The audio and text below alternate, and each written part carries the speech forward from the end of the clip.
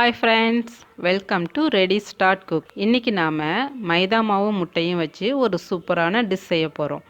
இதை நீங்கள் செஞ்சு சின்னவங்க பெரியவங்க எல்லோரும் சாப்பிடுங்க.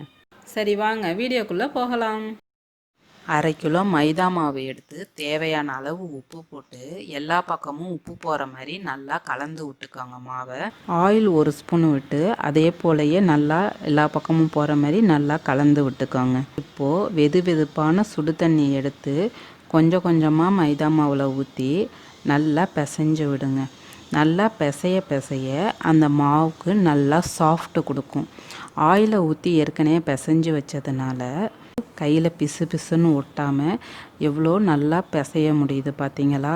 எவ்வளோக்கு எவ்வளோ நல்லா பிசைகிறோமோ சப்பாத்தி நல்லா சாஃப்டாகவும் தேய்க்கிறதுக்கு ரொம்ப ஈஸியாகவும் வரும். இப்போ மாவை பிசைஞ்சாச்சு. மாவு காயாமல் இருக்கிறதுக்கு கொஞ்சமாக எண்ணெய் விட்டு அதை 1/2 மணி நேரம் மூடி வச்சிடலாம்.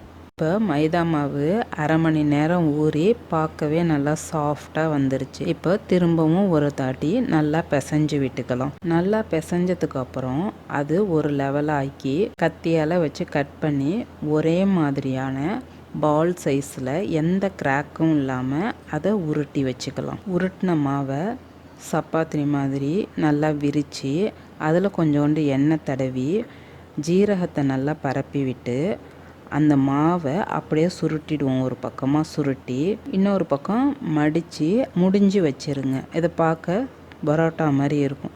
திரும்பி புரியறதுக்காக உங்களுக்கு இன்னொன்று நான் செஞ்சு காமிக்கிறேன். இதே மாதிரியே எல்லா மாவையும் நீங்கள் ரெடி பண்ணிக்கோங்க.